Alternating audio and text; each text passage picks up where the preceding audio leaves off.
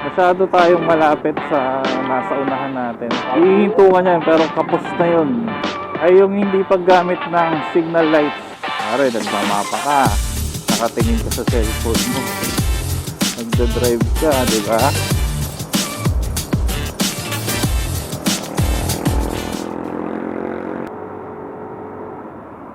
Good evening! Good evening! 10:40 na ng gabi. Pauwi na ako ng bahay, Kalikot. Yan, samahan nyo akong umuwi. Yun lang. Hindi. Habang bumabiyahe tayo, kukwentuhan tayo about sa mga common mistakes sa pagdadrive. Mapa-highway man yan o kahit saan. Unang-una sa ating topic, madalas natin tong nakikita sa pag medyo moderate moving ang sasakyan. Masyado tayong malapit sa nasa unahan natin. Yung tutok na tutok. Isang mistake yun kasi wala ka ng chance para tumigil kung sakali. In case of emergency. Ayan, mapa kotse man yan, mapa motor. Dapat hindi tayo masyadong nakadikit sa ating harapan, sa sasakyan sa harapan, at meron tayong allowance para meron ka pang reaction time pag nag-brake bigla. Ayun, unang common mistakes na ginagawa natin. Kasama ako doon, dati ganun din ako. I mean, syempre, nalaman na natin yan. Hindi na natin gagawin. Pangalawa sa ating topic, yung hindi paggamit ng dalawang preno.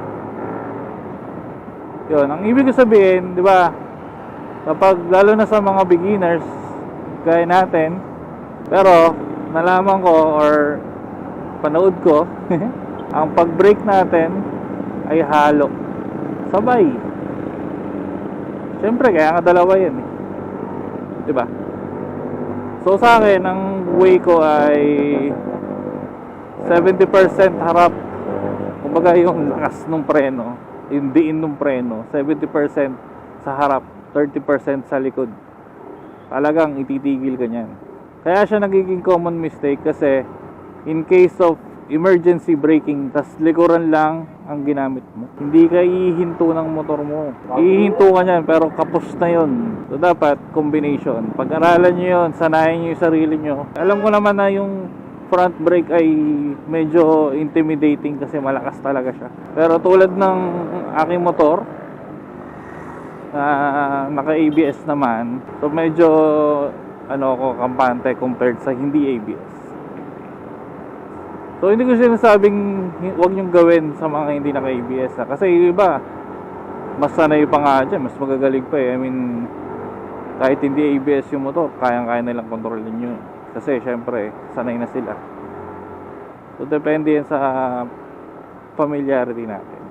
Pangatlo sa ating topic ay yung hindi paggamit ng signal lights or yung pag-iwan na bukas ng signal lights.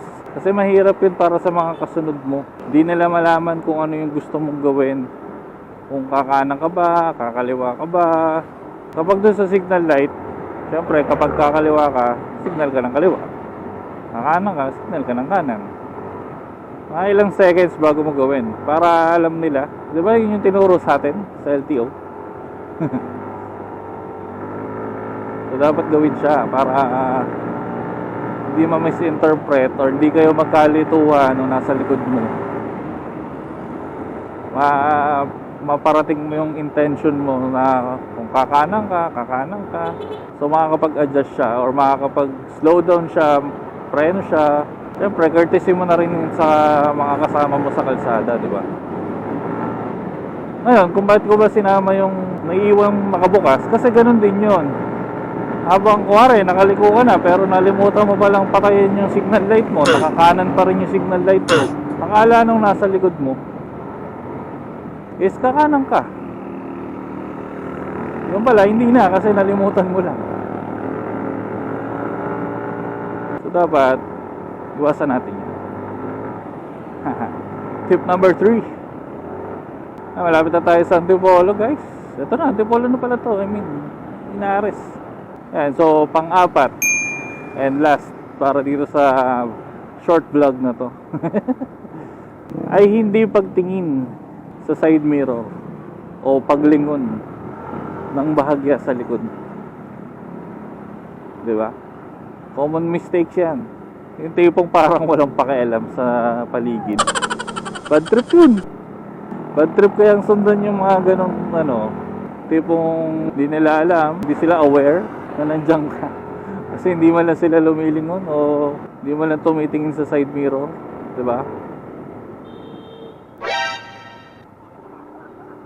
Isa yun sa dapat nating iwasan.